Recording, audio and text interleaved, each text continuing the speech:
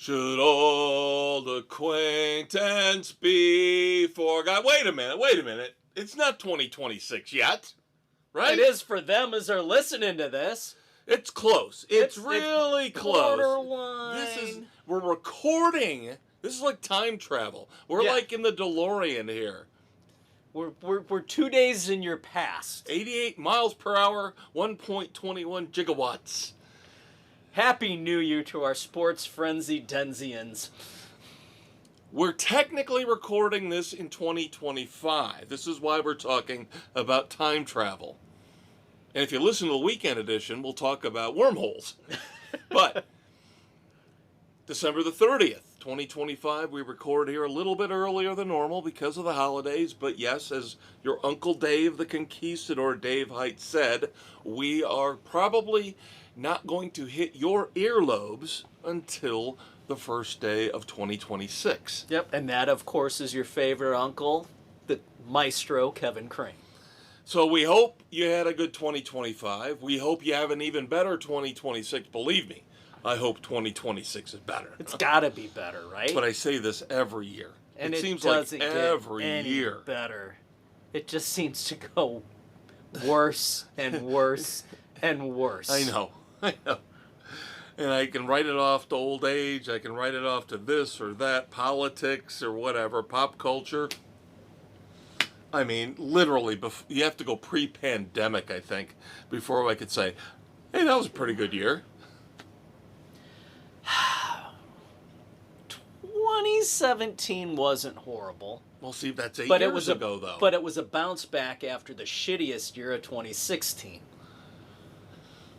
But that's what I'm saying. You have to go back pre-COVID to find something for some good. positivity. But it's all positive here. Sorry, I just threw up in my mouth a little bit saying that, realizing that's a lie. That's an absolute fucking lie. Your favorite politically incorrect sports commentary podcast. Again, we're recording here at the end of 2025. We're just going to have some fun with you kids. Not going to be the full-blown 2+ hour episode you're used to, because now as football season is winding down, not going to be as much to talk about, so the episodes are going to shorten up a little bit here as we go into 2026, but that's okay. That's fine. It works for you, it works for us. But life is good. But we do have to, as always, start off with the NFL, and we do have a lot to talk about with the NFL. Going back to Turkey Day. I hope you had a great Thanksgiving. You mean Christmas Day? Oh my God, yeah. Oh my God, yeah. I'm going back a week. You're going way back. month back. I see Thursday games. I see a slate of 3 Thursday games, and I think Thanksgiving. But no, even these 3 horrible football games were turkeys. better than any NBA game. Yes. Oh, and now have you heard that we're starting to get pushback on that now? Where the NBA people, Charles Barkley, are getting mad at the NFL.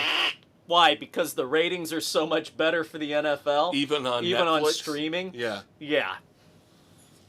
You took Christmas from us.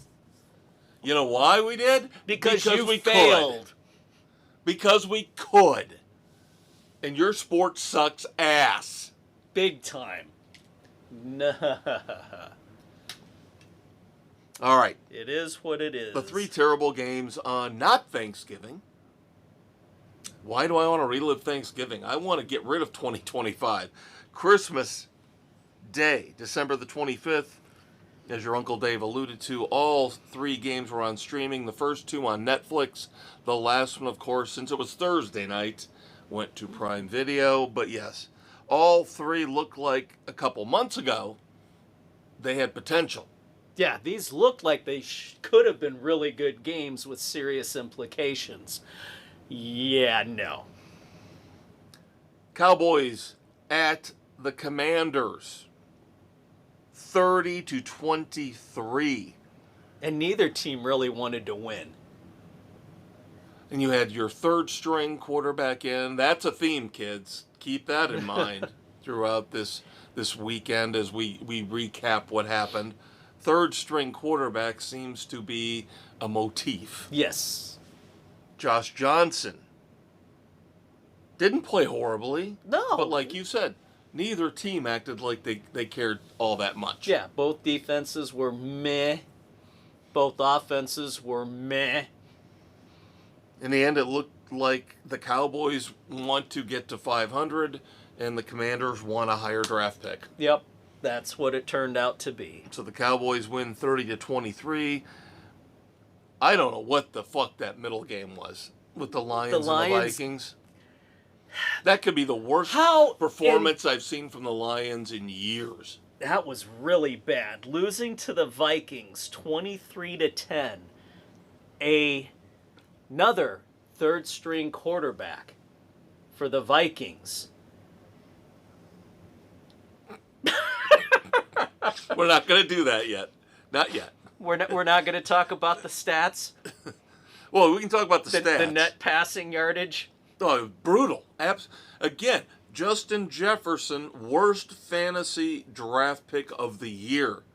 But at least this guy threw to him. Oh, yeah, he caught what? 3 or 4 passes? Yeah. For 40 yards, 50 yards? Yeah, but at least he was targeted. But it was the Vikings defense. My God.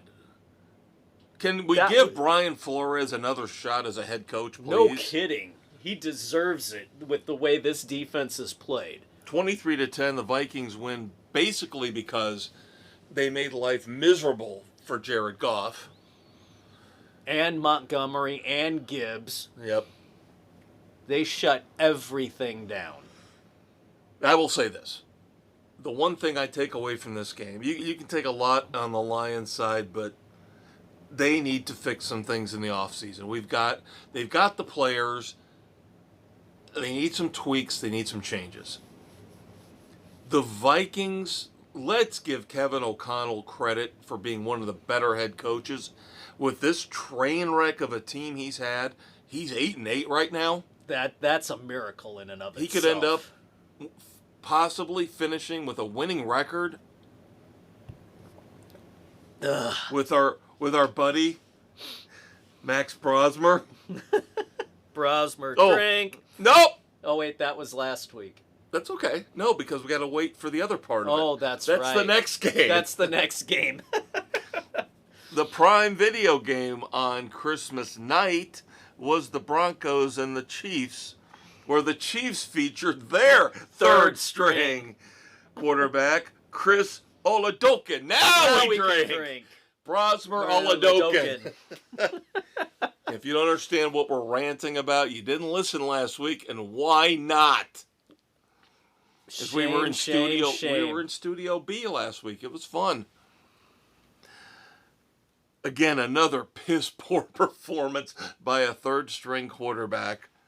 The Broncos didn't really have to do all that much. No, they were just kind of going through the motions. Yep, but they did win at Arrowhead 20-13. Of course, last week we talked about the fact that Arrowhead will be moving from across state lines. Yes, from one state to another. Then we had our Saturday games, which were, again, on paper, the best games of the weekend. Didn't really turn out that way. I guess the Texans-Chargers game, Saturday afternoon, December the 27th, was good-ish. More defense than offense. Yeah. The late controversial call helped the Texans win. I still don't trust the Texans. That offense is garbage. It is hot garbage. Keep in mind, kids, that the defense put up a touchdown in this game for the Texans. So really, the offense only responsible for 13 points. That's not going to cut it going forward. Against a patchwork offensive line with the Chargers, a quarterback with a broken left hand, and I think Jim Harbaugh is making the smart move this week, saying, no, he ain't playing this week. Nope, got to rest him. Yep, we can't win the division now since Denver won on Christmas, so... Yep. Peace out. We'll go with Trey Lance. And boy, did Oof. that point spread a balloon the second they announced Herbert was sitting, and Trey Lance. Yeah, went to Whoa. double digits immediately. Not surprising. Because the Broncos will still play their starters as long as they have to, because they could get the number 1 seed and the bye. Yep, that's what they're gunning for. But still, kind of a gritty, gutty performance by the Chargers. They did lose 20-16. I honestly don't know what to make of either one of these teams going into the playoffs. They're both in. How did the Texans make the playoffs? It's the defense. But still, come on. But that offense is terrible. Terrible. They could be a one and done, depending on who they match up with. And then the Chargers, I don't know how healthy is Justin Herbert going to be in 2 weeks. Takes the week off, that's fine. But still, they're going to be on the road. Don't like it. No. Don't like I it think for the him at all. AFC is wide open. Wide open.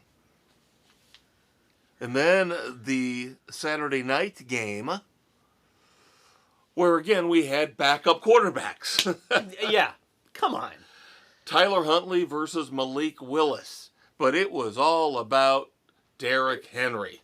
Derrick frickin' Henry, the ageless one.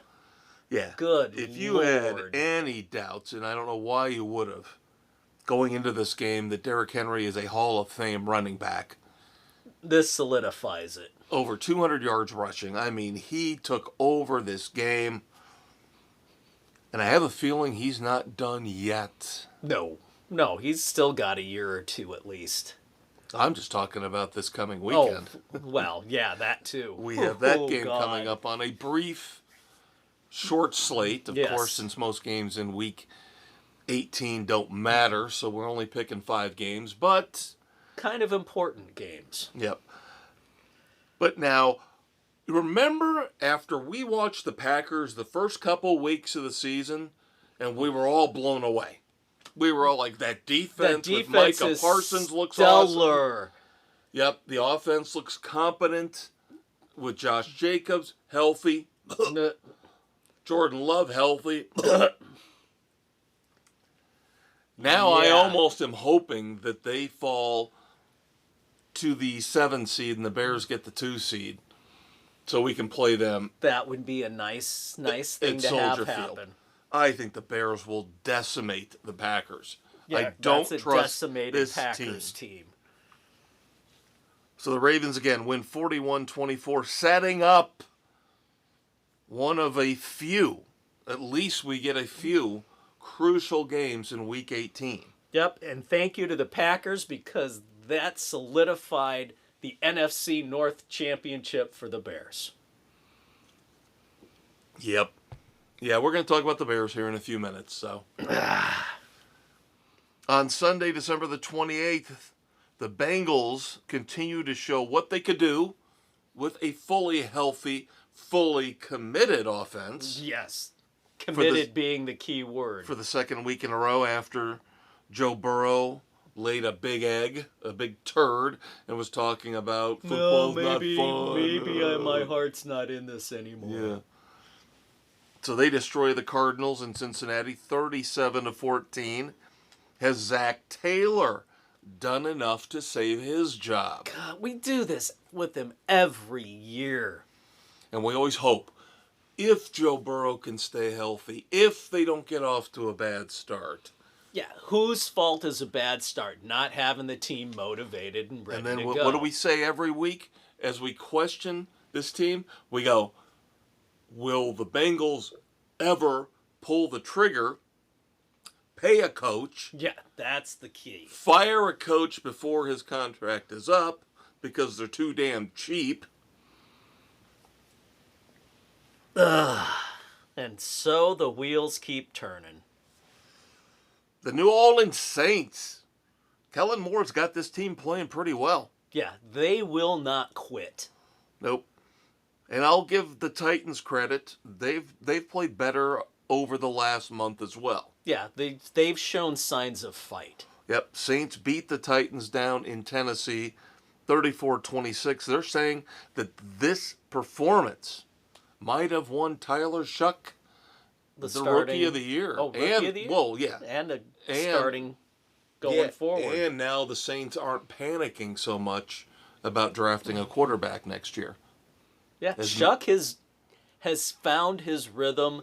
He's got the offense functioning. Now, if they can get healthy and pick up another weapon or two. Yeah, he's definitely got a connection going on with Chris Olave. Yes. Who, over the last month, again, putting up mind-boggling numbers. Gotta love Phillip Rivers. It might be done for him now as the Colts have announced that Riley Leonard will start in Week 18. Yep.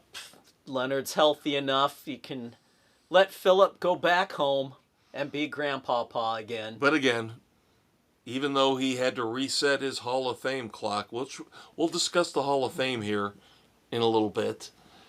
So he's out for 5 years now, but he gets those benefits. That's right. He gets the family benefits back, even though he only played 3 games. And like everybody's saying, we all know he can't throw the ball downfield. But, God, he can run an offense.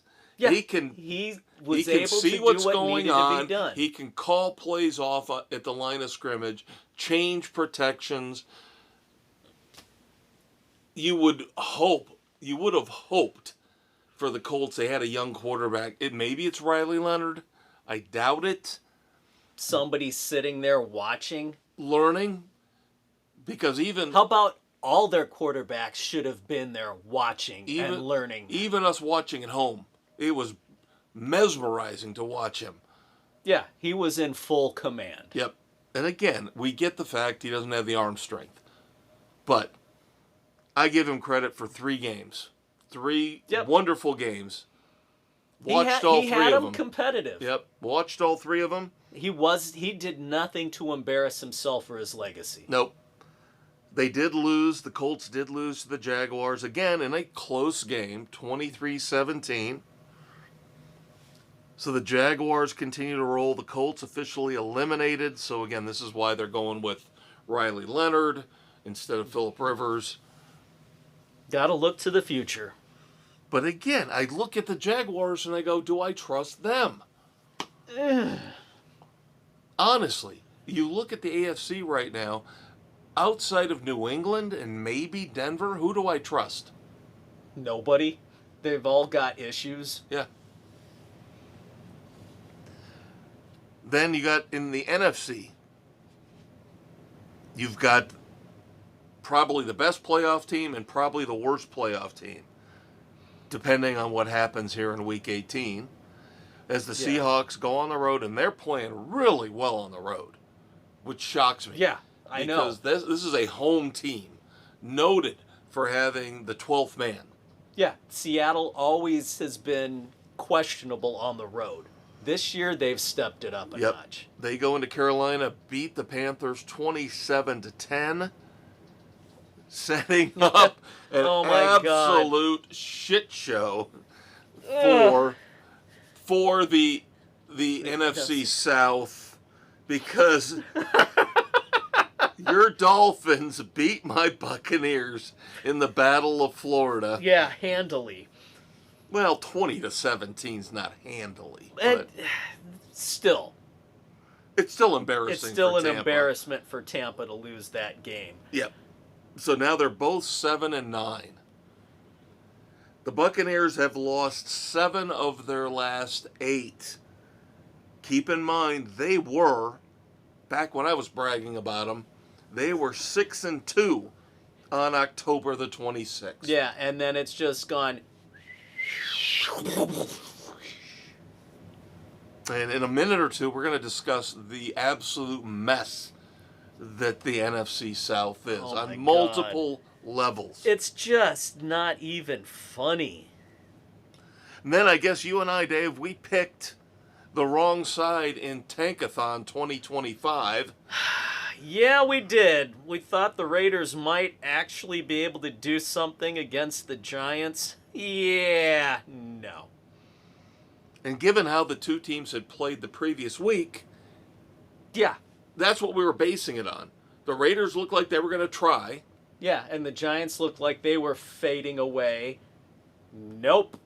Absolute reversal of roles. Yep. And of course, all I hear on New York sports radio is typical Giants. You've got the number one pick in your hand. You could trade it for multiple picks, and you fuck it up. You could have bolstered your team for the next several years, and you screwed the pooch. Typical Giant fashion. I hope Tom Brady's happy he bought into this. Because Into the Raiders? oh my God. God. Is there a worse team out there? Maybe the Jets. The Giants have talent. They've got injuries. Yeah, They they're get going to Cam get some people Scadaboo back. They get Malik Neighbors back. That'll they get the help right the coach offense. in, they'll be fine. Yep, they could use a piece or two on defense. Yeah. But But the Raiders have nothing. Raiders are a trash team. Yeah. Poor Ashton Genty stuck in that mess. Max Crosby. He wants out. This is the sign. It came too late for us when we were making our picks. Yeah. It came too late for us. The one stud defensive player Vegas has got, Max Crosby. They shut him down. Yep. So making him get his knee surgery now so he'll be fully ready to go for training camp. But he didn't like it. He No. wanted to play. And He could play. As he said, my knee has been bothering me since week 2. Now you decide this?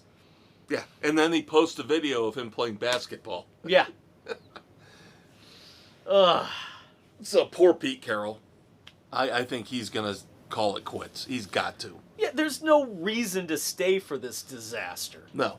Because, I mean, you might get Fernando out of Indiana, Fernando Mendoza, now that you've got the number one pick. Heis Mendoza.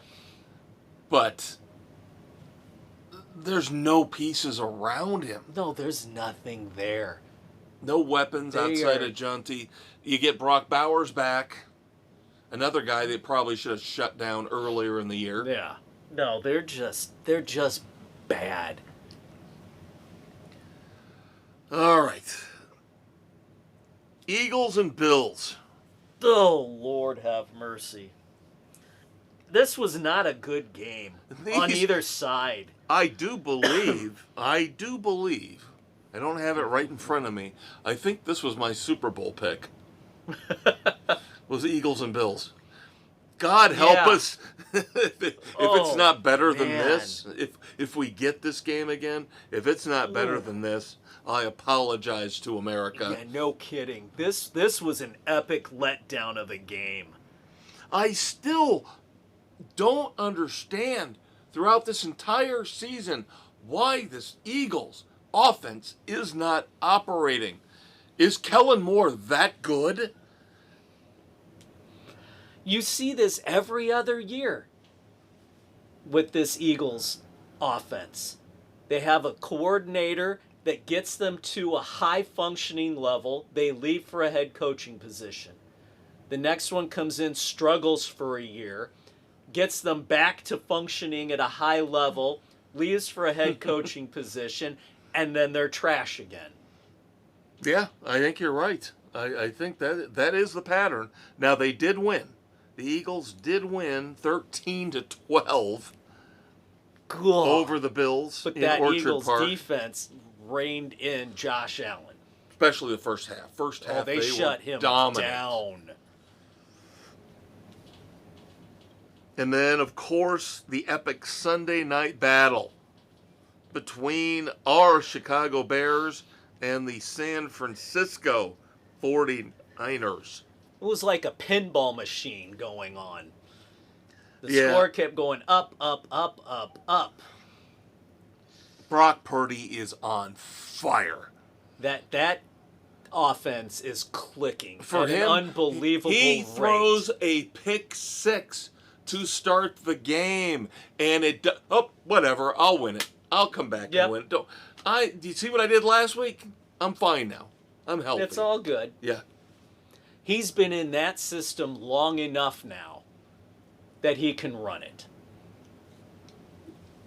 You had a full year of CMC, healthy. How in the hell did that happen? Do you trust him next year in fantasy football? Oh, fuck no. He's due for an injury next year. I said that at the start of the game. I said, isn't he due to tweak something? And in the fourth quarter, he was twisting. He was feeling something in his back. He did that a game or two ago, too. Yeah. But I'm surprised he didn't take himself out of the game as he's been known to do. But if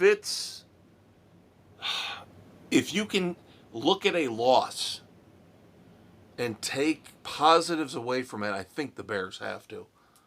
Yeah. I think people looked at this game and said, the Bears showed us losing on the road on the West Coast to a playoff team who could be the number one seed. And they hung with them. Right. I think a lot of people across the country in other markets are seeing, oh shit, the Bears have something for real. going. The Bears are for real.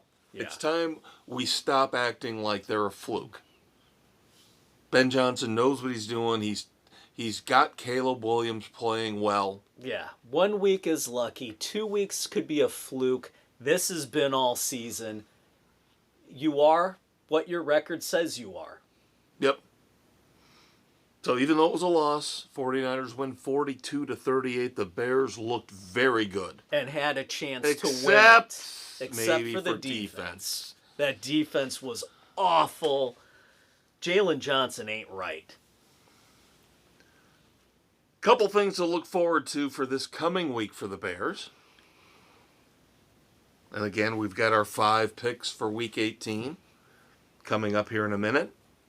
I just want to point these things out before we get to these picks. Because, yes, we do have the Bears on the slate. Yes, we do. Caleb Williams needs 270 yards passing to reach 4,000.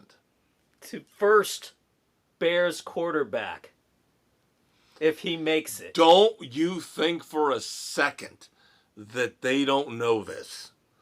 That the front office doesn't know this, that Ben Johnson doesn't know this, that Caleb Williams doesn't know this. And that the receivers don't know this. Now, this one's a little bit more out there, but I just want to put this out there. Okay, DeAndre Swift's already got 1,000 yards. Okay? He's good to go. Kyle Manungai.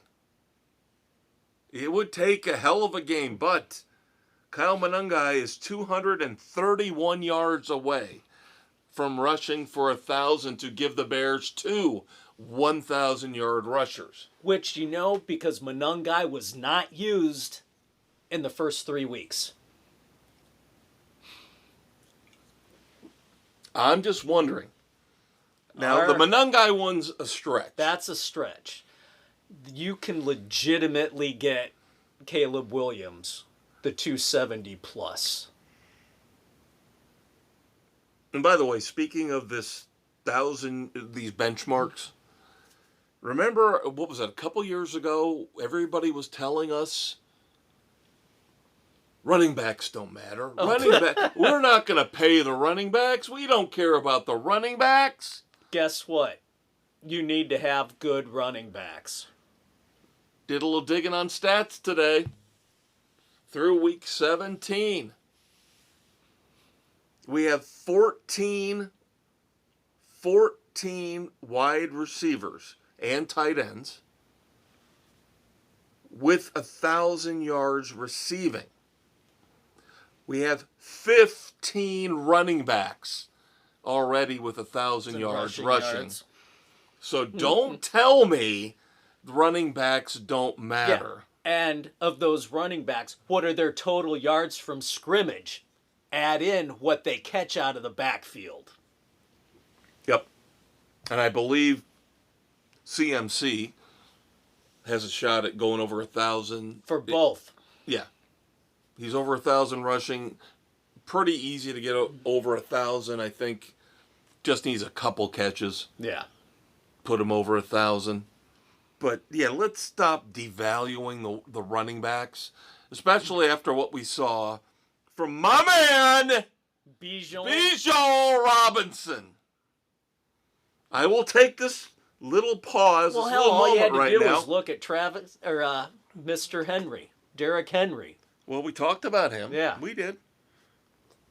And of course, we've been talking about healthy Christian McCaffrey. Yep. I would like to just praise Bijan Robinson for winning you the fantasy football. God bless him. I feel like I should send him something. What was the final score? I beat Mississippi in the Sports Frenzy Fantasy Football Championship game by .20. As you said, 2 yards. 138.68. 138.88. Like you said, 2 yards. 2 yards. Didn't think it was going to happen. The fantasy god smiled upon the maestro. I am going to keep my distance from Mississippi for a while, even though she was more than gracious to send me a text saying congratulations. Yep. So even though the man who knows her the best is telling me she ain't happy. She's mostly mad at herself because she had Drake May starting because Josh Allen was questionable. Then when they said Josh Allen was a go, she overthought it and put Allen in. And she, as soon as the game started, she said she regretted doing that. Even before it became a train wreck, she regretted doing it. And we've all done it. We've all done that. I thought I'd blown my chance because Brock Bowers went on IR, and I had to find another tight end, and I was like, oh, Colston Loveland, big deal. I said, let's go with Taysom fucking Hill. Let's just swing for the fences. And I got a big goose egg out of my tight end. But because of Bijan Robinson. Bijan. Oh my God, I get a chubby just saying the name Bijan Robinson. Oh my God. I love him. Oh, he won it for me. He put up almost 40 points. Insanity. Last night. God. So, another great year of fantasy football. I will say this, though. On a tangent.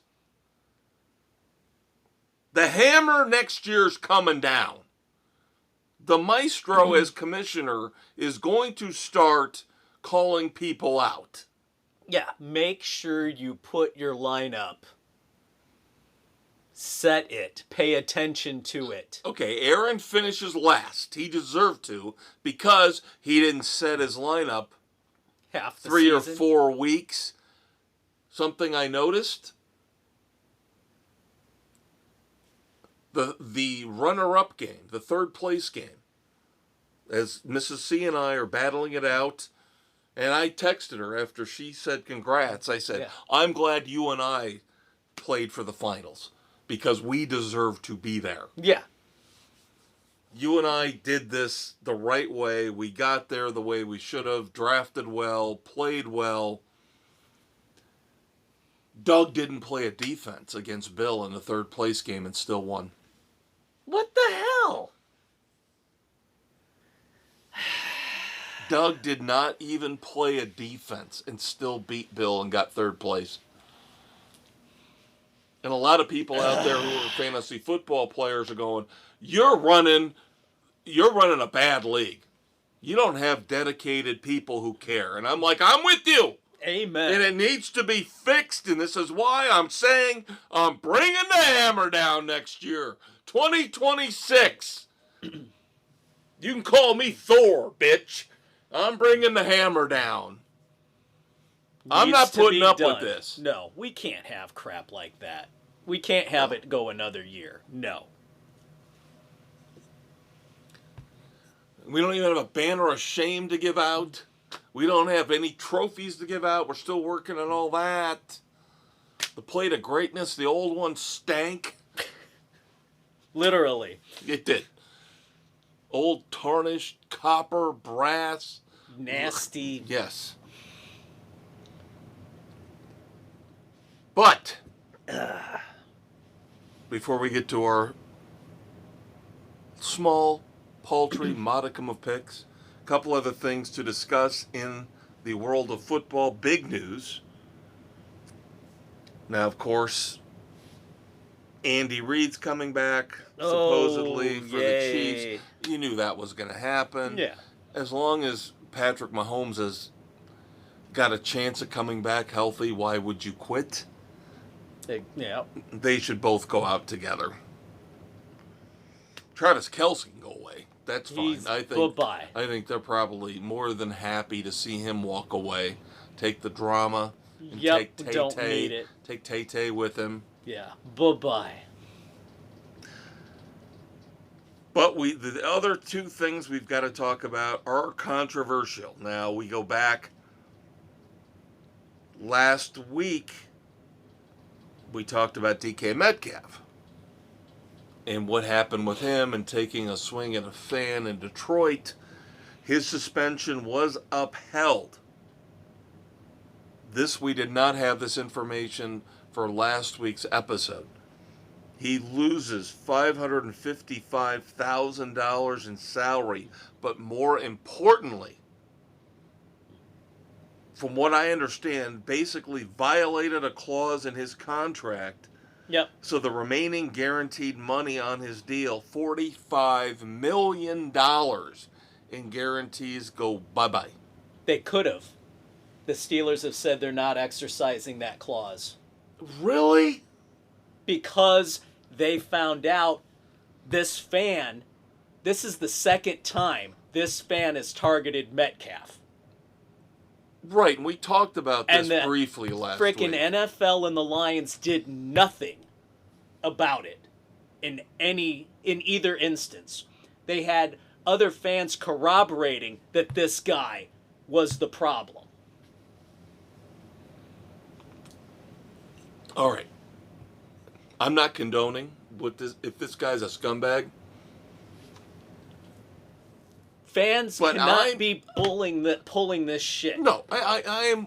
And I can't condone Metcalf doing this. Yeah, I'm trying to separate the two. Now, if it's a second instance, I can see where it would have bothered Metcalf a little bit more. He kept his composure last year when it happened. 2 years in a row. Yeah, no, I'm trying to separate the two because obviously, we all know these fans can get too involved. They get drunk, they get stupid, they will do the most ridiculous, pathetic, awful things.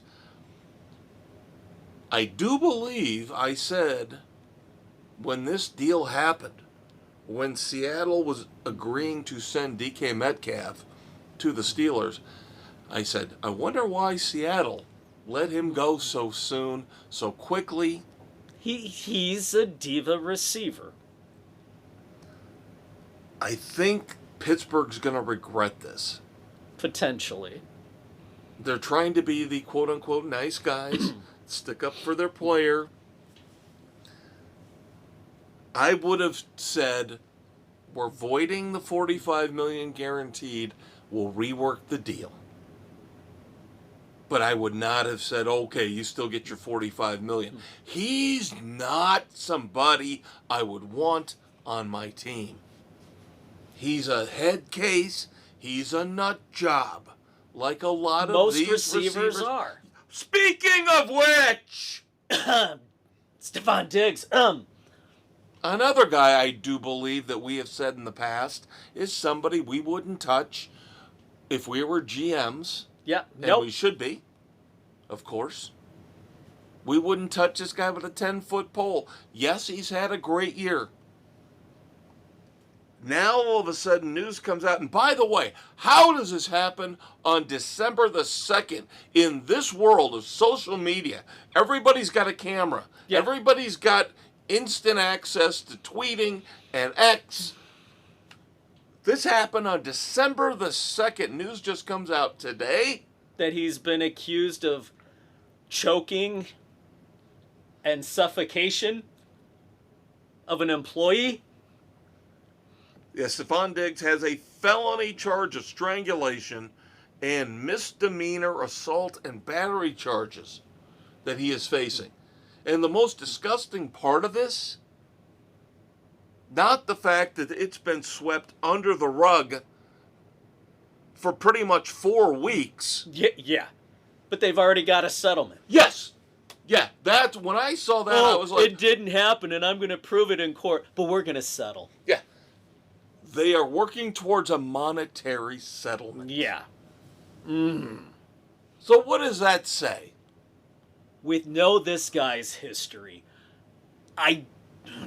you want to give the benefit of the doubt, but with some of these guys, you can't.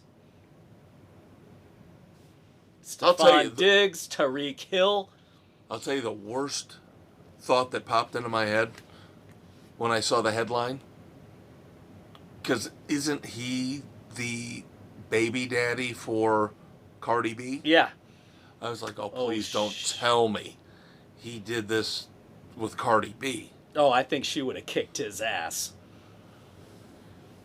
But again, another nut job receiver. Yeah.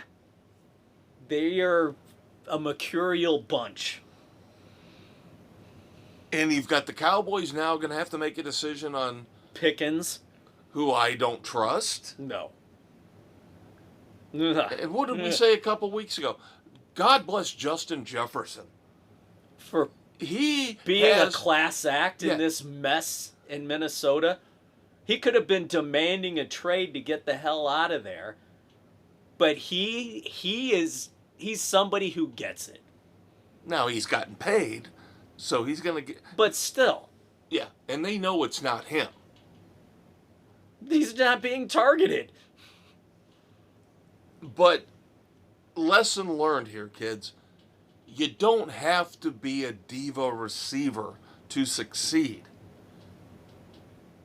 And Justin Jefferson's making a crap ton of money in endorsements because of the fact that he's a good guy.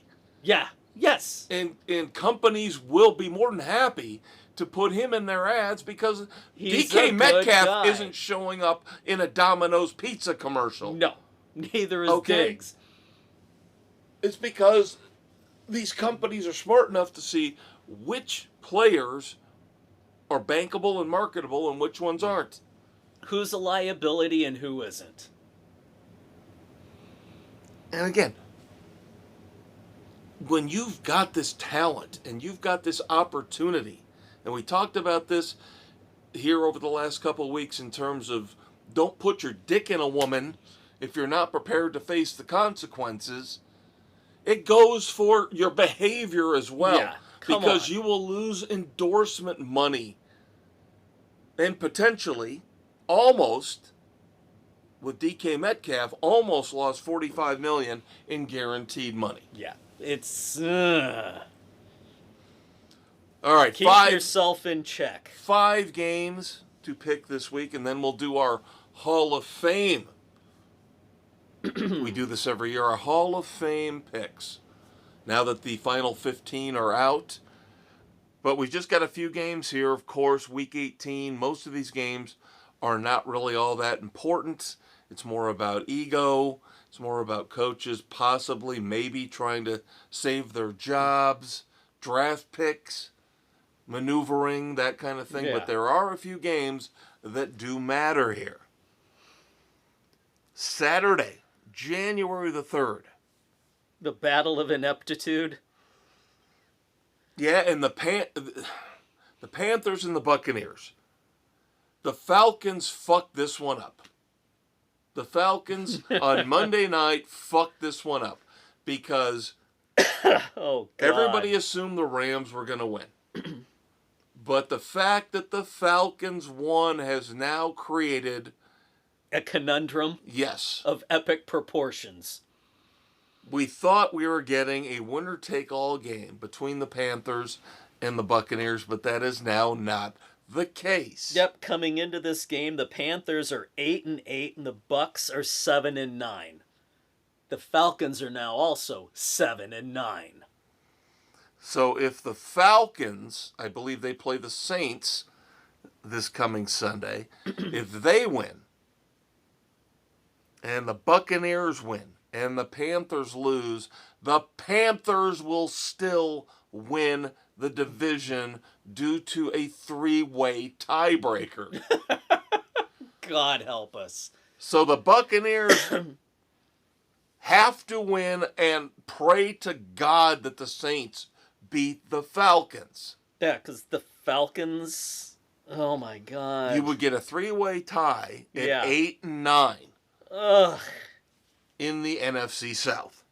Now, the easiest way for this to resolve itself is the Panthers win. Right. They go down to Tampa, they win, it's clean, it's over, it's done. Yeah, no sweating it out. But I think we all know who the better team is. We have 5 of our 8 panelists with their picks in. Of course, we're doing this again a little early on December the 30th. But Sam is on Panther Island at the moment. You, me, Bill, and Doug are taking the Buccaneers. I can't go against my Bucks. I can't. They're the better team. But I don't know what is wrong with them, but they're the better team. Jesus, they're healthy for the first time all year. I don't know what happened to Bucky Irving. They have no running game right now. Yeah, it's just been painful to watch them. They've got 4 good receivers, and they're still losing. Ugh. You know what is going to happen? We're going to be right about this. They'll win on Saturday, and then the Falcons will beat the Saints and still fuck us. Yeah. Ugh. Then you have the game on Saturday night for the number 1 seed in the NFC. Oof. We talked about the fact the Seahawks are a really good road team this year. But the 49ers are red hot in terms of their offense. On fire. They are clicking on every fucking cylinder. And the 49ers have a chance. Going back to this past Sunday night against the Bears, they could play conceivably all the way through the Super Bowl at home. At home. Because the Super Bowl is in Santa Clara. I like the way the 49ers are playing right now. I do too. So does Sam. Bill and Doug like the Seahawks. Sam Darnold, you said this. Sam Can Darnold he win the big game? I trust Brock Purdy right now more than I do Sam Darnold. Yep.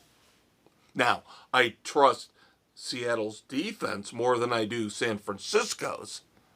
Oh, absolutely. San Francisco's defense is very suspect. But if we're going to get into we saw this with the Rams and the Seahawks a couple weeks ago. They're getting to a high-scoring battle. I know the Seahawks won that one, but Brock Purdy's not making the mistakes that Matthew Stafford is right now. Yeah. It's all about momentum. And then we move on to Sunday, January the 4th. Had to put this one on the slate. The Lions at the Bears. Bears have a chance for the number 2 seed if they win this one. And then that would mean the Green Bay Packers. We want the Packers. We need the Packers. I have all the faith in the world that Ben Johnson and Caleb Williams, yes, I have not said this very much this year, that they will win this game. It is outdoors. It is at Soldier Field. And the Lions are a mess. Caleb Williams needs 270 yards passing.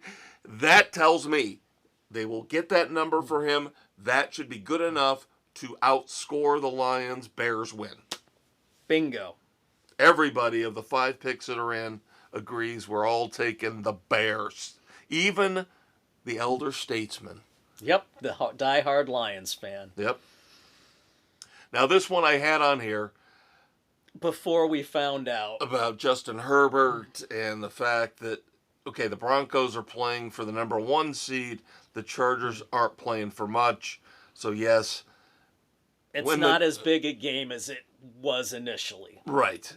The point spread exploded when the news came down that Trey Lance would be playing for the Chargers. The Broncos will probably only have to play their starters for the first half to get that number 1 seed. Broncos across the board for the 5-in so far. Yeah, point spread currently Denver minus 12.5. Ooh, ouch. And then finally, the winner-take-all game. The one true winner-take-all game. Unlike the Panthers and Buccaneers. Ravens at the Steelers. The Steelers choked it away last weekend. The Steelers do not look good at all. The Browns beat the Steelers. They're the Browns. Ugh. That was a punt fest. It was pathetic. Is this the end for Mike Tomlin? Is this the end for Aaron Rodgers? Maybe and yes. We don't know if we're going to get Lamar Jackson or Tyler Huntley. I don't care. I don't think it matters. Again, give the ball to Derrick Henry. Let King Henry win this just like he won it last week for you. If the Ravens get in, if Lamar Jackson comes back healthy next week, then it could be fun. Nobody wants to see the Steelers in the playoffs. Nobody. No. They're not a good team. No, they don't. They don't belong. And Pittsburgh fans should look at this and say, again, Mike Tomlin has taken shit and made it at least halfway respectable. He did it again. Yeah. Worst case scenario, they finish 9-8. Still above 500. Yep. If they want to run him out of town, I guarantee there's going to be 4 or 5 teams that'll be knocking on his door the next morning. Yep. Same thing with Kevin Stefanski in Cleveland. Or John Harbaugh in Baltimore. Yeah. If the tables are turned, and for some reason the Ravens lose this game. But I don't think that's going to happen. No. And nobody on the panel right now does. Ravens for the 5 of us so far. All right. Final thing we're doing in professional football before we move on to college. The NFL Hall of Fame. The Professional Football Hall of Fame, I should say, has announced the final cut for this upcoming class. Every year, Dave hates it, I love it. We look at the 15 finalists, we pick 5 of these 15 that we think should be in the Hall of Fame. A little bit of background. Phillip Rivers, we talked about this, he's out because he decided to come back and play. Yep. And get that insurance for his kids. Steve Wisniewski. And this is a rarity. You see this all the time in baseball. Steve Wisniewski, out. Final year of eligibility, did not make the cut, so he will go into the, I think he's done actually. Because he might be. I think that was his final year for the, again, they changed the wording on this. What I would call the seniors committee, Yeah. So they're saying that Steve Wisniewski was in his final year of eligibility for the modern era, which is the seniors, the second cut. Yeah. Because if you don't get it in the upper level, then you drop to the seniors, and then you're done. And then Fred Taylor, running back for the Jaguars, and Steve Smith, wide receiver for the Panthers, did not advance. Nope, they did not make the cut. Now, the modern era finalists for this year, again, I hate this crap. This is so stupid. Just call it the senior era, the Veterans Committee, whatever you want to call it. Whatever. But stop with this, we don't want to make them feel old. They are. They are. Now, I'll tell you this. I would put all these guys in. Even though they can only go between 1 and 3. Everybody should know, if you've been listening to this podcast, I love Roger Craig. Roger Craig is the first best example we've ever had in football of the do-all, be-all running back. Yes. Caught the ball, ran the ball. He would have been a fantasy football god. Absolutely. If we had fantasy football back when he was playing. Yeah, for what he did for those Niners teams. He was Priest Holmes and LT. Before they were there. Yep. I mean, my God, everybody keeps praising, oh, look what Joe Montana did. We had that conversation with the neighbors the other night watching the Bears game. I said, yeah, it was easy for Montana because he had Jerry Rice and Roger Craig. I agree completely. Couldn't have said it better myself. He had the best receiver of all time and the first great multi-purpose running backs. So I'd put Roger Craig in. I like Ken Anderson. Give Cincinnati a little bit of love. Yeah, give him a little something. L.C. Greenwood, of course, one of those great Steelers defensive players. The minute I hear Steelers defense, I'm like, yep, put him in. And then, of course, the fun pairing of Belichick and Kraft. Yeah, Bill Belichick and Robert Kraft. I'm wondering, I've been thinking about this. We talked about Phillip Rivers and how his eligibility got pulled because he came back. Yeah. Right? I wonder if Belichick's being really sneaky here. Is he going to get himself into the Hall of Fame and then come back? Could be interesting. It would not surprise me if that's the game he's playing.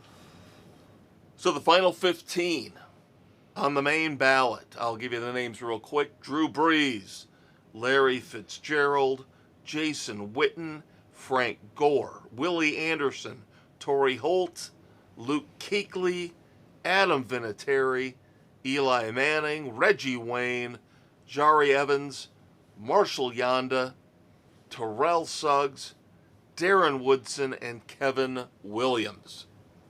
All right, Dave, you need to give me 5. I've got 3 right off the bat. Brees, Fitzgerald, and Gore. Hands down. I agree completely.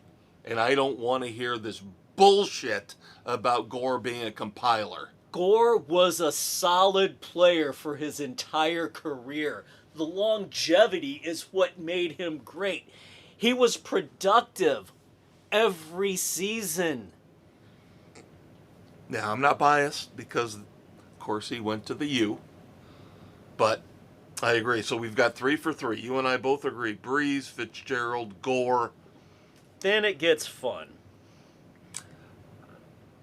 I'm going with the receivers because I have been campaigning. Holt and Wayne. I've been campaigning for these guys for years.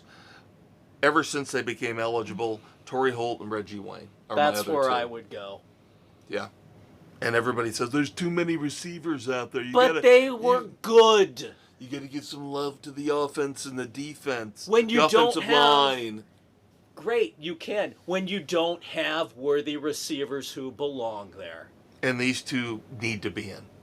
And you'll note we dismiss Eli Manning completely. I don't care if he won 2 Super Bowls. He played 2 good games. 2 lucky catches. He played 2 good games, and they just happened to both be in Super Bowls. Otherwise, he's a 500 quarterback for his entire career. He won those on lucky catches. So look at that. Your Uncle Dave and I agree on the 5 candidates we think should be in. Yep. I don't think it was anywhere close for the others. Well, Brees, Fitzgerald. So we're putting 3 receivers in. See, that'll never happen. You and I would do that. They'll never do this. So I guarantee you, either Holt or Wayne or both aren't making it because they're going to put Fitzgerald in. How do you keep Holt out? I guarantee Gore's not getting in either. Ugh. But they're going to put Breeze and Fitzgerald in. They'll put Eli in because he's a cultural icon. Jason Witten is a disgrace to be on this list. Jason Witten is not even one of the top 10 tight ends of all time. No, he's not even close. But yeah, they're not going to put... They might put 2 receivers in. Maybe we would get Holt or Wayne in. But you're not getting 3. You should put all 3. So they're going to put an offensive line. Know they're going to put Kuechly in there. One of the most overrated fucking players ever. I didn't think he was. He was good. I'd put Jason Witten in ahead of him. Luke Kuechly was injured most of his career. Yeah, did he even ever play a full season? Maybe his rookie year. I'd put Terrell Suggs in ahead of him. Amen. Ugh. So, using that logic, just let's play devil's advocate here. Who's getting in? So, you and I have picked our 5, we agree, the 5 that we feel should be in. Who will get in? Breeze, Fitzgerald, Kuechly, Manning, and Vinatieri. Oh, my God. Oh, my God. I know you're playing the game here. That'll make me puke. Me too. That's why those are the most egregious. I'm going to be a little more optimistic than you. I'm going to say Breeze Fitzgerald, Reggie Wayne, Terrell Suggs, Darren Woodson. I could deal with that. Give the defense a little bit of love. I can't put Eli Manning in. You know I have a problem with Eli Manning. I've disliked Manning from the beginning. He's got a stigmatism. I'll give you a stigmatism. Lies. Eli's. Those are good commercials. I do like those. But yeah. It's all DeVito. It's DeVito. But, again, 2 great games. They, just both happen to be in Super Bowls. Yes, Outside of those 2 games, he did nothing. But he's a New York player. All right, we've gone nutsy cuckoo crazy with this. You've got our picks of who we both think should be in and who we both think will get in. And we'll probably still be wrong. Probably. Ay, caramba. Yeah, because we didn't pick an offensive lineman, so either Evans or Yonda will get in. Gotta balance it all out. And I don't want a kicker in. I'm sorry. Ray Guy got in. That was the last kicker I care about. When Ray Guy got in, then I was happy. Vinatieri, because you play for high-scoring teams, doesn't automatically mean you get in the Hall of Fame. No. What are your career points? Well, that's why he's got a lot of career points, is because he was always playing for the Patriots or the Colts. Always there, putting in the field goals. Yeah. So is he going to thank Brady and Manning? Not Eli. Yeah. Eli's. No. Peyton. Is he going to thank Peyton and Brady for getting him in position all the time for all those extra points? Sorry. We will see. Ugh. I'm old school when it comes to kickers. I love Morton Anderson, Jan Stenerud, back when they weren't given special footballs. And, yeah. Oh, that's annoying as hell. Yeah. All right. College football, not a lot to discuss. We do have to recap bowl games, but we haven't had the significant bowl games yet. That will happen tomorrow night, December the 31st, when my Miami Hurricanes pull off the upset of the century. and beat the Ohio. That's only 9.5 points. It's not really the upset of the century, but It's possible. who did I pick last week? Yeah, I know. So we go back through the bowls from last good week. Lord. Of course, again, we recorded last week on Tuesday night as well. We had the Frisco Bowl had not finished up by the time we had done taping, so UNLV let us fucking down. How do you lose to the MAC team of Ohio? Come on. We didn't pick Ohio. We did not. Hawaii came back. Yes. Hawaii won on Wednesday, December the 24th, in the Hawaii Bowl. Friday night, Northwestern did what was expected in the game above bowl, beat Central Michigan. Handily. And news breaks, Northwestern has a new offensive coordinator for 2026, one Chip Kelly. That's a crapshoot. That's crapshoot. That's 50-50 right there. Yep. And that's basically his entire career. Yeah. Either does really well or shits felt the that bed. he falls on his face. Then New Mexico let us down. PJ Fleck stays undefeated in bowl games as the head coach of Minnesota. Unbelievable. In overtime, Minnesota beats New Mexico in the Rate Bowl 20-17. And then UTSA did what we expected, beat FIU 57-20 in the First Responder Bowl. That was crazy. Saturday, December the 27th. What the fuck happened to Pittsburgh? Good Lord. Losing to East Carolina 23-17. Come on, Pittsburgh. And see, a lot of these bowls here, this is where Bill's going to win. The Rick Shaggy Brooks Memorial Trophy. Is he's hitting on these bowls where the rest of us are going with the favorite or the easy pick. He's getting the island picks. He's getting them. I sure as hell didn't get this because Clemson shit the bed against Penn State. Well, Mrs. C was with you. Yeah. But and then Clemson, they let go their offensive coordinator and their safeties coach. Well, Clemson is underachieving. They've been underachieving now the last couple of years. They've got to turn this around. It's imperative. Dabo can talk big all he wants and act like he's untouchable. But if he doesn't... Everybody thought Franklin was going to be untouchable at Penn State. Yeah. The price you pay for success is high expectations. Yep. And then all of a sudden you're not meeting those high expectations and they want to run you out of town. You're not even getting close. I mean, they have been pathetically bad. No. And the sad thing is, and I'll say this, Miami is in the ACC. I'll say this. Out of the big four conferences, the ACC is the weakest by far. Yeah, it is.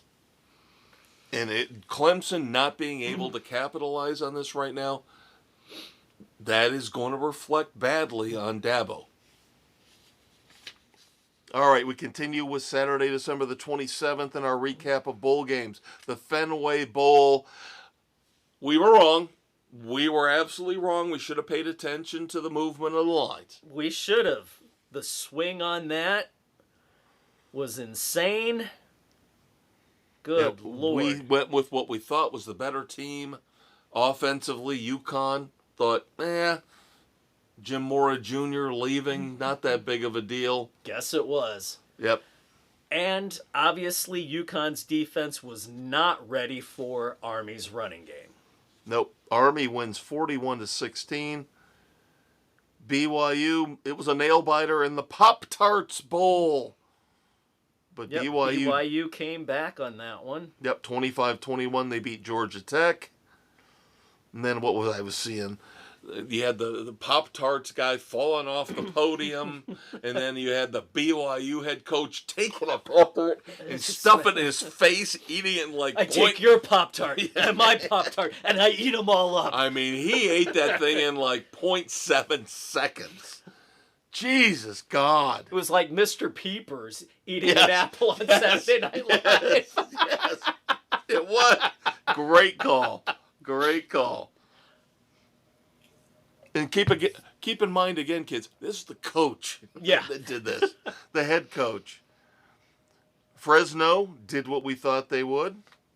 18-3, they beat Miami of Ohio in the Arizona Bowl. San Diego State let us down. Where was this vaunted defense? Where was this vaunted defense? If you'd have told me San Diego State puts up 47 points, I'd said, oh, God, easy win. Nope.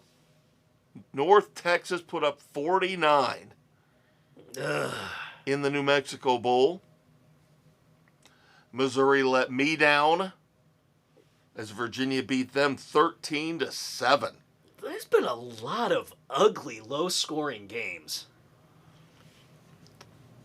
And then Houston comes through, beats LSU 38-35. Rumors are that Lane Kiffin bailed on the game before it was even over.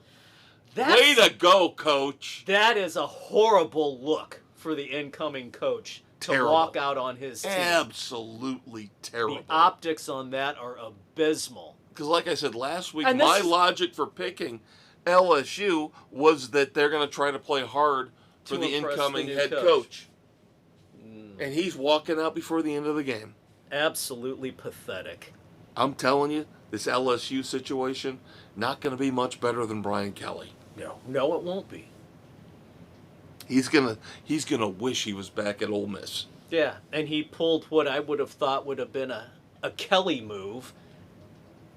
You hear the rumblings, grocery shopping? Mm-mm. Kiffin bitched and pissed and moaned about a 10-cent grocery bag charge. No, I didn't hear that. Really? Yep. Oh my God. That's a worse look than walking out of the bowl game early. Yeah, he's a douche. Jesus. He should be tipping these people. Yeah. You know, just because of the fact he's got the money and he needs to get the goodwill of the people. Ingratiate himself within the community. Yeah. Nope. Maybe he needs to try a Louisiana accent. Jesus. I'm telling you, this is not going to go well. It's not. No. They should have brought back Ed Orgeron. He was perfect. He was perfect for that team. Yeah. Monday, December the 29th, the Birmingham Bowl. Finally got one to go my way. Yep, stupid Appalachian State. Georgia Southern beats App State 29-10. And then earlier today, Tuesday, December the 30th, the Independence Bowl. Louisiana Tech came through once again for me, making a little bit of a comeback here. Yep. 23-14 over Coastal Carolina.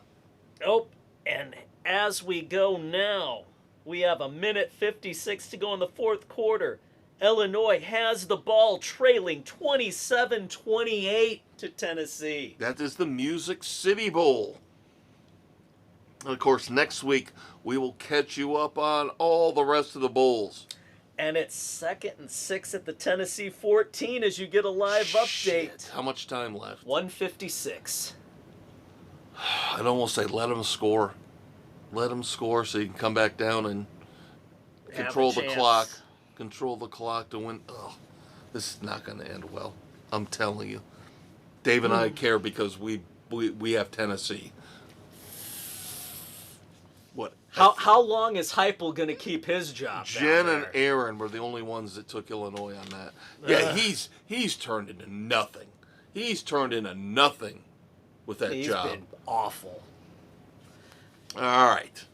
So we take care of our business this week, the final 4 bowl games, and we finish up the next round of the playoffs, which are Thursday, January the 1st.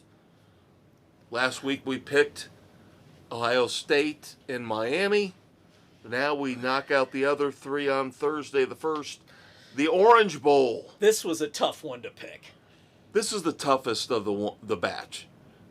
You got a lot of speed in Oregon.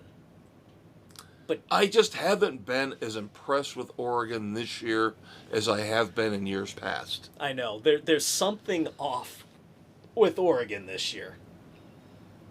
And Texas Tech has played extremely well on both sides of the ball. Yeah, so I think, unfortunately, these picks are going to be boring because I think for the most part we're in agreement of the 5 panelists who have their picks in right now. So everybody for the Orange Bowl has Texas Tech. A little bit of a shocker considering Oregon's favored right now by 2.5, 3 points, depending on where you look. Yeah. God help me, this better come through. This better fucking come through or I am going to be livid. The Rose Bowl. Alabama versus Indiana. Of course, Indiana coming in undefeated.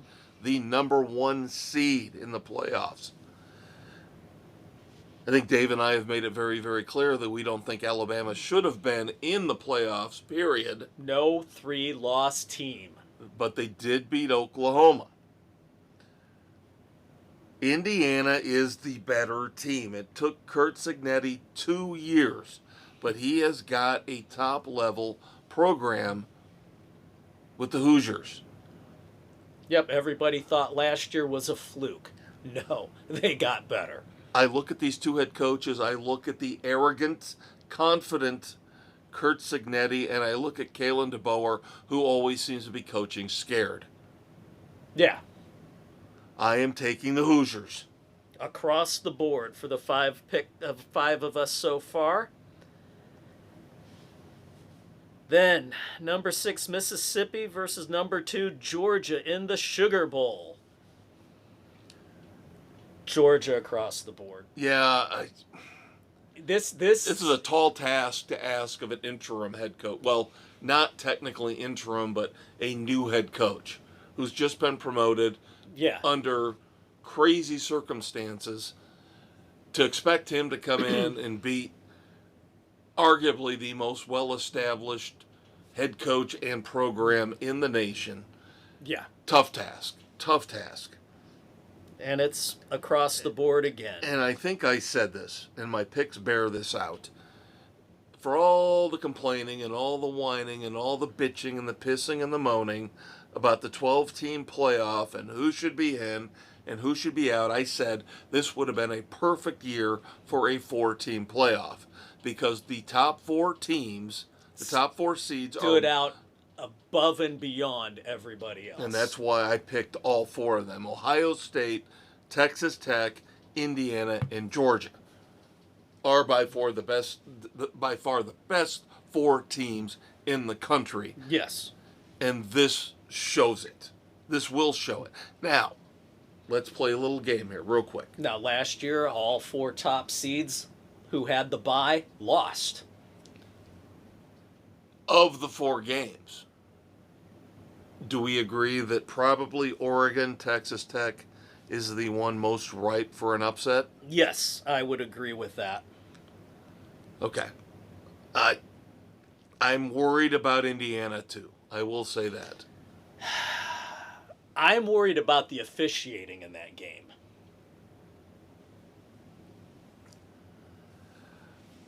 I don't know how they set up the officiating for this. Given that it's the Rose Bowl, you would think it would be a Big Ten crew, right? Maybe. Typically. Whereas the Sugar Bowl is SEC. You've got 2 SEC teams playing there. Do you have a Big 12 running? Well, the Orange Bowl. The Rose? The Orange Bowl is usually Big 12 ACC, so I think Texas Tech gets the edge there. Oregon would have an edge in the Rose Bowl, again, as a Big Ten team, formerly a Pac-10 team. See, I would have put a Big Ten officiating crew with Mississippi, Georgia. But again, I don't know. I'm just thinking in the Big past. 12 with Alabama, I'm thinking in the Indiana. past. I'm thinking you need an unbiased crew from a different conference doing these games. And you might get that. That would be the smart way to do it. I'm just thinking of how it was set up in the past. Yeah, I know. Yeah. But I'm just thinking the smart way to do it would be to have a crew from an outside conference of either team. Yeah. All right. Now the final 4 bowl games that really don't matter much for anything. But we've got to pick them. Friday, January the 2nd, Armed Forces Bowl, Rice versus Texas State. Yeah, I don't think this is going to be a close one. No, point spread is almost 2 touchdowns right now. Everybody of the 5 picks that are in taking Texas State. Now here's another crazy, nutsy, cuckoo point spread switch. As we look at the Liberty Bowl with number 22 Navy versus Cincinnati. The rankings, again, are AP. We don't give 2 shits about the others. The CFP rankings. This game opened with Cincinnati favored by 6.5.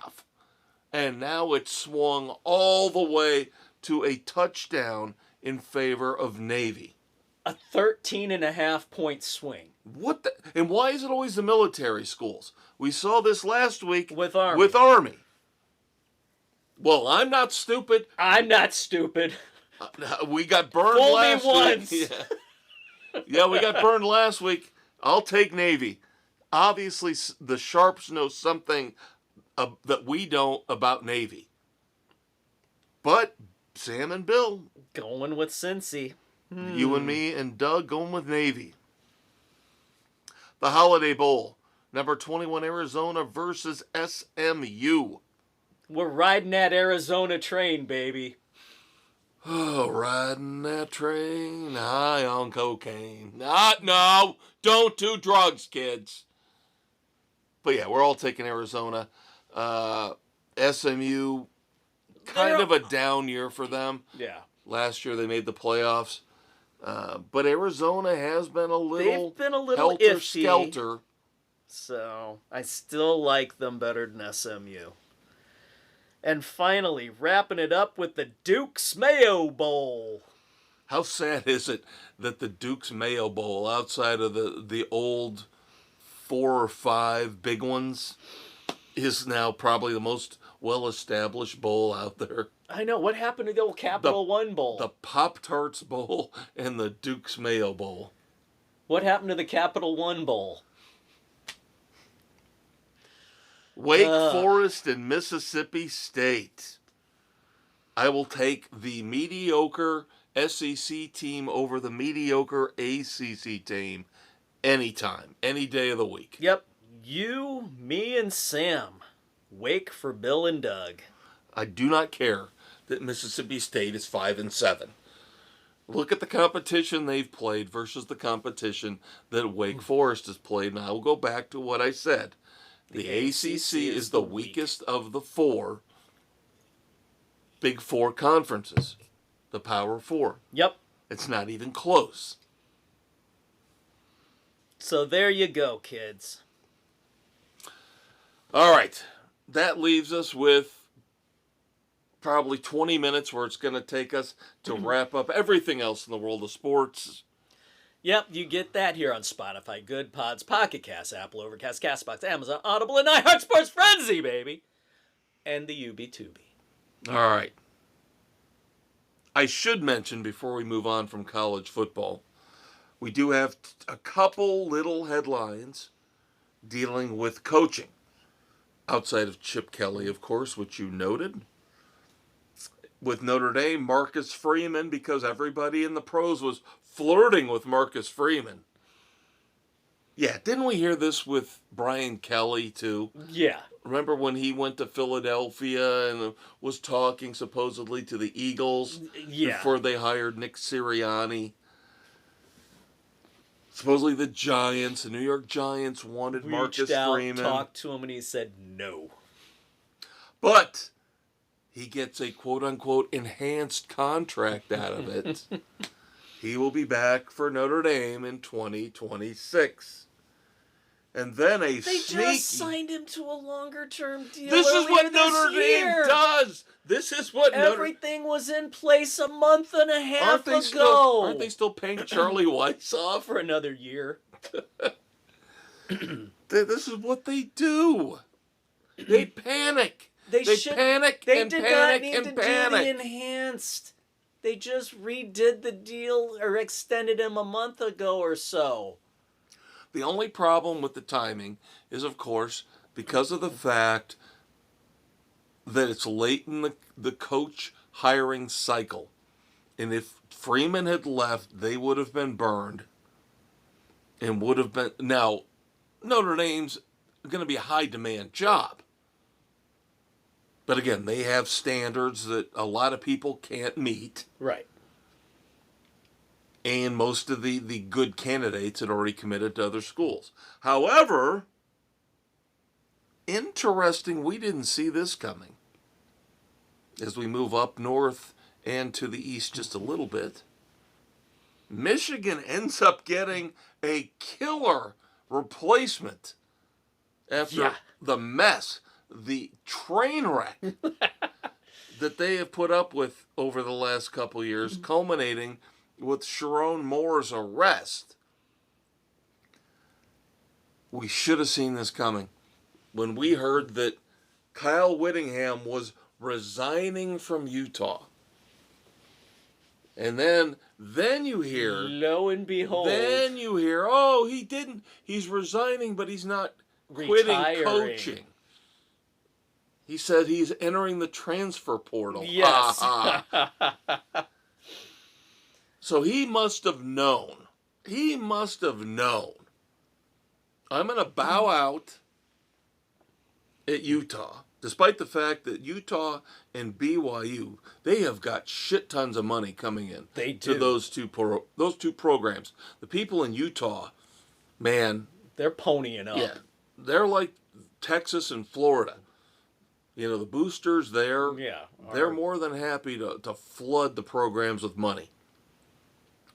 But Kyle Whittingham is now your new head coach at the University of Michigan. And his wife, the Clint Eastwood badass move of the week, said, yeah, and I can guarantee you there's not going to be anything happening like what you just went through. 5-year, $41 million deal. 75% of it guaranteed.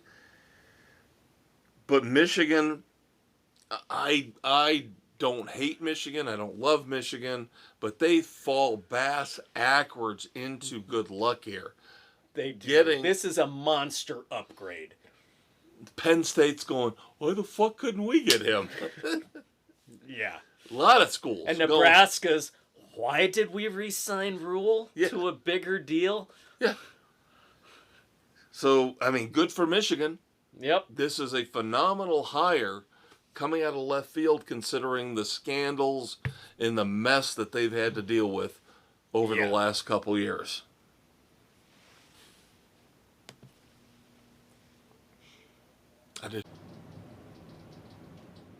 All right, with football now completely and totally out of the way, with what time we have left, we will discuss all the other sports, which will move to the forefront here when we get to February and March. That would mean, of course, the boys of summer, baseball. Just around the corner. The hot stove has cooled way down. It's below simmer. So now Kyle Tucker and Alex Bregman, all those guys are going to wait now. The big money guys are going to wait until training camp starts once again and be useless once again. Yeah. Yep, this is the pattern that we have seen emerge over the last 3 or 4 years, where the guys that teams really, really want, that they can get on affordable deals, they will sign, And the guys that think they're worth $400 million are going to sit and they're going to wait.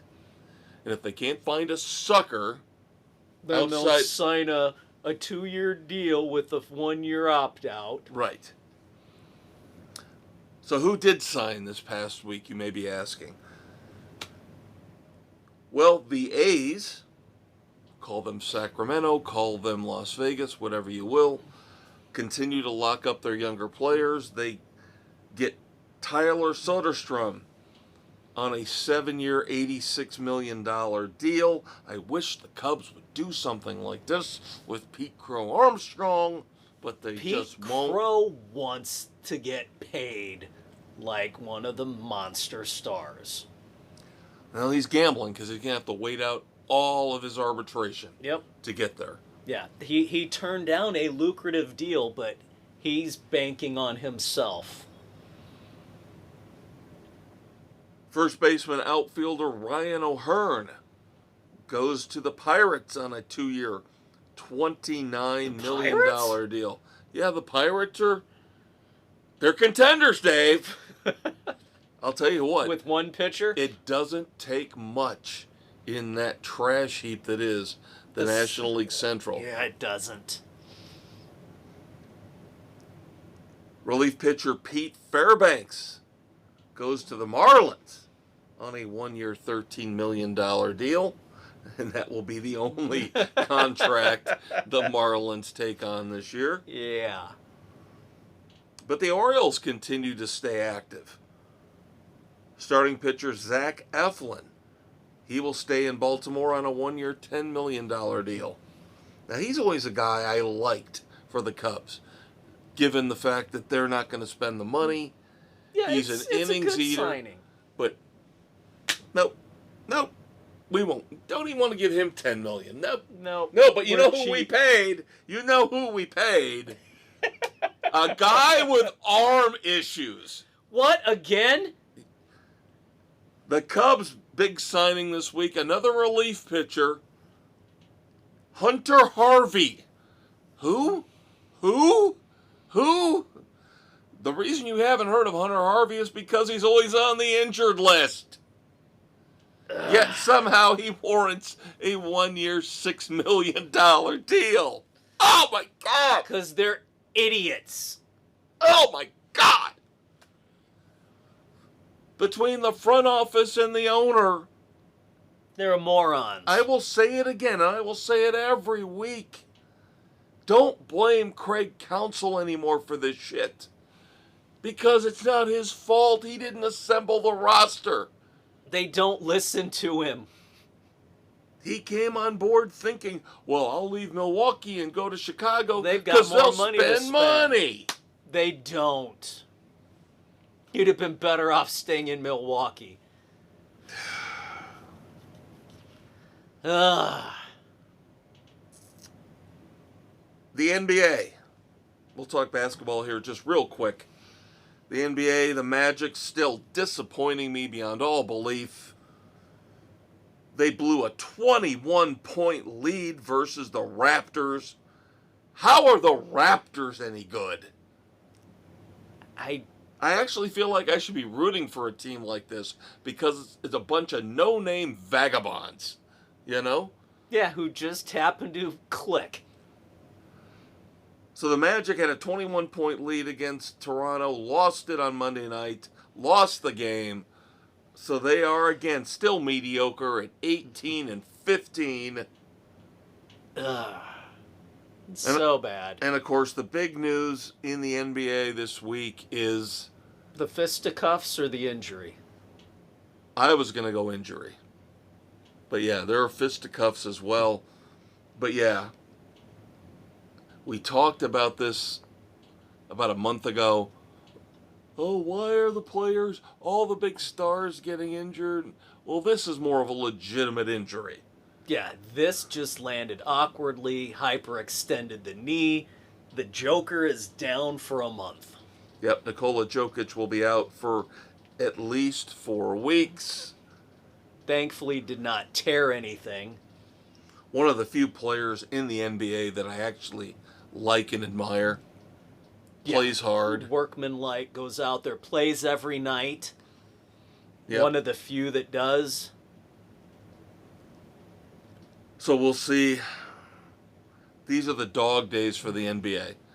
The dull days? Well, you don't have the NBA Cup anymore to talk about. Yeah, pathetic And as so it now is. you've got how many months where you're going to be going up against the NCAA playoffs, the NFL playoffs, then NASCAR starts up, then spring training starts up, and you're not even close at that point. You're in the doldrums of the NHL right now, too. You want to talk about the Blackhawks? That they still suck, sitting at 34 points, 14, 18, and 6, last place. And then their young center, Frank Narzan, on IR. Losing another key young piece. But Not good. They did win this past week. They did get one. Yeah. And then they got shellacked Sunday night. So. And then I do believe, though, because they did win that one game, and Winnipeg has been really bad lately, that now Winnipeg is tied with the Blackhawks with 34 points for the worst team in the just NHL. Not good. Although we have snow coming to Miami for the Winter Classic New Year's Day, New Year's Eve, whenever it's being played. They're playing at the Marlins baseball stadium. They've got the ice. They're planning on having snow falling. And damn, did the NHL get lucky with the cold front sweeping through the nation right now that's stretching down to Florida.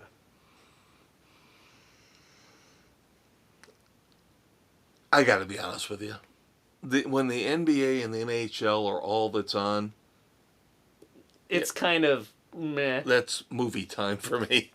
Amen. College basketball. Notre Dame and Miami haven't played this past week. They are in action tonight. Notre Dame at 9-4. Miami still looking good at 11-2. Miami plays Pittsburgh tonight. Notre Dame plays Stanford tonight. So they'll get back in action here over the winter break, and we will get you back up to speed on them in the coming weeks. At least we do have March Madness to look forward to. Yep. Make it a little interesting. Happy birthday! Happy birthday to Tiger Woods! Yay! Today is Tiger Woods' birthday. He's 50. He's eligible for the He's a Champions man. Tour. He's 50. He's broken. He's a shell. This is the best possible thing that could happen for everybody, him included. Just go play on the Champions Tour. Again, the wording. This shit drives me nuts. We talked about this with the Hall of Fame. It's the Seniors Tour. Yes, it is the Senior PGA Tour. No, it's the Champions Tour. It's the Senior Tour. You're old. Deal with it. Go dominate the Senior Tour, Tiger. Seriously. I hope you dominate. But stay the fuck away from the PGA Tour. You're just going to embarrass yourself. You caused all of this. You caused all of this. Yourself with your addictions. Wrecking cars, getting hit with golf clubs by your ex-wife. This is all on you, buddy. You ain't Father of the Year. You ain't Husband of the Year. Because it doesn't fucking matter. Go to the Senior Tour and win every event. I don't care. Just stay away from the PGA Tour. Let Scotty Scheffler dominate now. Just let it go. All right. Tragedy once again in NASCAR. Yeah. As we kind of segue into NASCAR, but also into Moments of silence. A bad year for Denny Hamlin gets much worse. Tragedy strikes. The house that his mom and dad live in burned to the ground. Father succumbed to injuries sustained in the fire, and his mother is in the hospital in critical condition. They both had gotten out, but At their age. it didn't sound good. Yeah. I wouldn't be surprised if he walks away. I wouldn't be. He can go one of two ways with this. And either way would be fine with me. He can either take it and use it as motivation. Or he can focus on being an owner. Yeah.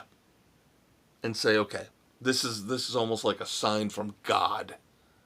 And I'm not a religious person, but I'm saying he looks at this as the last couple months is a sign.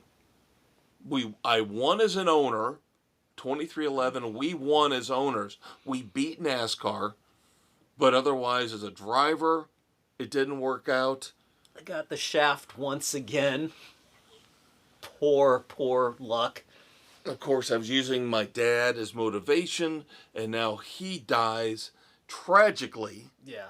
Although it didn't sound like his dad was in good health, because Well, no, he wasn't. said that He wasn't. this was going to be the last year he would have been seeing a championship finale. Right, and that's, again, another reason why not winning that championship was such a heavy burden on him. So he either uses as motivation to go forward and drive, or, again, he takes the signs and says, maybe it's just time for me to be an owner. Yep, let me just spend more time with the family, not having to travel if I don't have to. I don't have to do any testing. I don't have to be at the shop every day. And you said a key word there, family. Maybe he realizes things are more precious now when it comes to... New baby. Yep. So, maybe he reprioritizes. We'll see. I don't know. I would not hold it against him. I wouldn't blame him either way. Yeah, I wouldn't hold it against him if he decides to just focus on 23-11. Especially, again, after winning that court battle. Yeah. People are going to say they settled. It was a win. That was a win for 23-11 in front row. They exposed NASCAR. They got the teams most of what they wanted to begin with. Yep. And they should all be kissing Michael Jordan and Denny Hamlin's asses, is what they should be doing. Yeah. Then, of course, in golf, even though he wasn't really well known here in America, he is in the Golf Hall of Fame, the most successful golfer in Japan. Masashi Jumbo Ozaki unfortunately passed away. Now, he did play over here. He just didn't make a lot of an impact. No. But he did play in the Masters. He played occasionally over here, so... Thoughts and prayers to his family and friends. So what does that leave us with, Dave? Time to pivot to find out who gets the golden boot up the ass. Who will be this week's Red Foreman Dumbass of the Week? Got 3. Again, are people getting more clever or smarter? Or am I just becoming a nicer guy? That I'm just not finding enough dumbasses anymore. There's not a lot going on right now. But I did find 3 very good nominees for this week in the sports realm. And by the way, don't forget to check out the weekend edition. Your Saturday morning hangover cure. Your first Saturday morning hangover cure of 2026. For your favorite politically incorrect pop culture commentary. We got a lot of stuff to discuss this week. I'm going old school. I have got not 1, not 2, but 3 reviews going back to the 60s and the 50s. Wow. But in addition to that, Dave and I have a featured review that we've been waiting to do for a long time. A certain movie that you read the book on, that you were nice enough to wait for me to be able to watch. Yep, I even have a bonus movie from earlier in this 2025. So, lots of good stuff coming. But, unfortunately, before you get to the good on the weekend edition, you're going to have to suffer through the bad. Here, as we have our 3 nominees for the Red Foreman Dumbass of the Week, we start off, no, it's not because we're Bears fans. Well, maybe a little bit. It helps. Jordan Love is our first nominee. Of course, this is the time of year where the quarterbacks give gifts and give presents to their offensive linemen or their teammates. I believe, Brock Purdy this year gave all of his offensive linemen custom-made golf carts. Jordan Love, reports are, spent a total of $5,000 on his entire team. Usually it's at minimum $5,000 a piece. No, $5,000 total for all of his Green Bay Packers teammates. Did he give a donation to the Human Fund?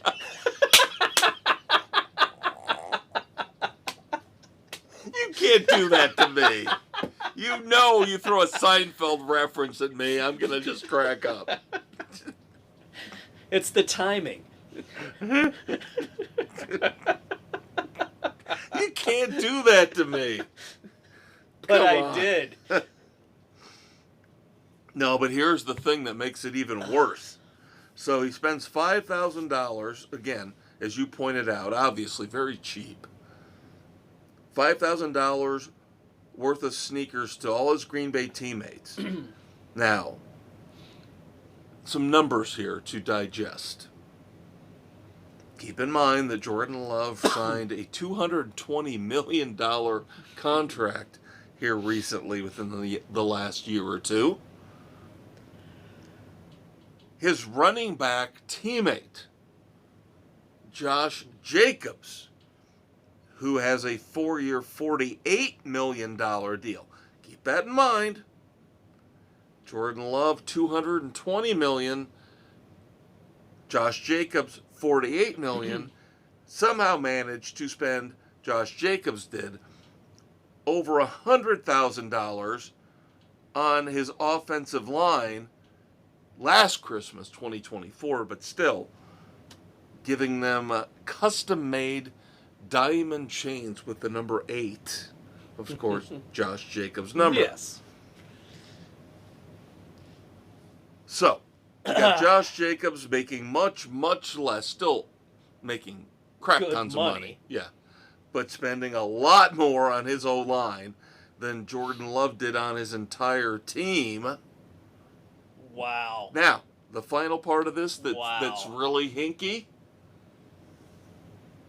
Note that I said Jordan Love spent $5,000 on sneakers. Specifically, Nike sneakers. Oh, and by the way... Oh, is it the Jordan Love edition? Jordan Love has a deal with Nike. He has a shoe deal with Nike. Yeah. So you even wonder if he spent any money. No shit. What a wad. You don't think he could have gone to Nike and said, can I get 50, 60 pairs of sneakers? They would have handed him over without even blinking. So I even wonder if he spent the 5,000 is probably the retail value. He probably didn't spend a fucking dime. I'm sure of it.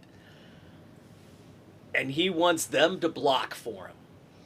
Well, maybe that's why he got concussed against the Bears a couple weeks ago. And might again.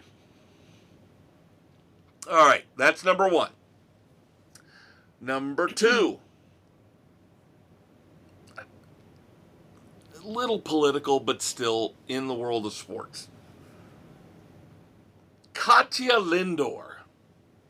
Now, the last name should ring a bell for sports fans, as her husband, Francisco Lindor, is one of the big stars on the New York Mets. Yep. Now, Katya Lindor is a raging liberal fucktard, so she is on the transition / inauguration committee for Mamdani. And of course, Katya Lindor is on record as saying, immigrants are not the problem. Rich people are the enemy. The 1% are the enemy. Yet, isn't her husband part of the 1%? Her husband, Francisco Lindor, makes $32.4 million a year. Yeah. Can you say, fucking hypocrite? Biatch. Finally, we go back to NASCAR. Of course, NASCAR's getting to the point where they've got to start promoting the Daytona 500. But we all know, because we just talked about the trial with 2311 in front row, a lot of the ugly stuff that came out about Steve Phelps and the leadership. So they're really out of touch. Let's admit it. They are out of touch. They have no clue. So they recently, NASCAR dropped a new ad to promote the Daytona 500. Now, I won't get into the specifics of how stupid it is in general, but if you're going to promote your sport, right, aren't you going to put like one of your superstars in the ad? You would think. Maybe your current champion? Even if you don't want to go with Kyle Larson. How about the defending Daytona 500 winner? You've got 7, 8 other top-level, top-notch, recognizable drivers. Yeah. You could put in the ad, right? Easy. You want to know who was featured in this new NASCAR ad promoting the Daytona 500, Dave?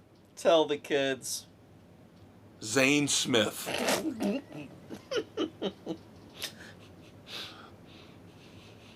I see a 38. I'm like, who the fuck is What it? are we doing it's here? Zane Smith. You couldn't even have gone with Connor Zilisch. More people would have known Connor Zilisch. Yes.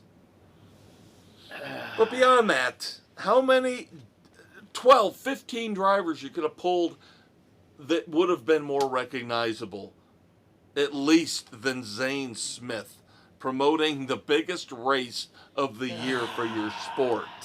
Yeah. So your 3 nominees, Dave, and of course, all of you kids at home are welcome. Vote on the Facebook page. Yep. Do not forget the Facebook page, of course. All football picks here for the next month and a half or so will still be posted every Thursday night. Your 3 nominees, Dave, for the Red Foreman Dumbass of the Week are Jordan Love for his cheap-ass gifts to his team, Katya Lindor for her hypocrisy about rich people being the enemy, yet her husband making over $32 million a year, and NASCAR's new Daytona 500 ad featuring Zane Smith. Katya Lindor, the hypocrisy is just fucking ridiculous. You talk about somebody who's out of touch and clueless. Yeah, that's low-hanging fruit to me. I got to go with Jordan Love. If you are the leader of a team, a quarterback, making that kind of money, you got to. See, to me that was the easy one. Okay, so you're going low-hanging fruit with Jordan Love. I can respect. I mean, all 3 are They're terrible. just awful. I said, even though I only had 3, they were all good. Or bad, depending on your perspective. All bad, horrible, no good. All right, kids, once again, do not forget to check out the weekend edition your Saturday morning hangover cure, and boy, are you going to need it, because it's only going to be a day or two into January. You'll probably still be sleeping off the hangover from New Year's. So you're going to need us more than ever. We'll have plenty of good stuff for you. So do not forget, January the 3rd, to check out the weekend edition. But until then, that is your Uncle Dave, the Conquistador Dave Height. And that is your Uncle Kev, the Maestro Kevin Crane. And even though I still somehow, some way think it's Thanksgiving, not really. I made a mistake. I am only human. I am not an animal. I am a human being. I swear to God, I'll do better the next time. Of course, your Uncle Dave is perfect, never makes a mistake. No, I do regularly, but that's all right. Oh, wait till we get a little more liquored up and do the weekend edition. Then you really... Then all bets are off for both of us. Love you, kids. Thank you, as always, for checking us out. Until Saturday morning. Or next Thursday. Oh, no. I'm over this. Let's assume that these kids love us so much, they listen to both. All right. We'll talk to you again on Saturday. Say goodnight to the kids, Dave. Good night to the kids, Dave.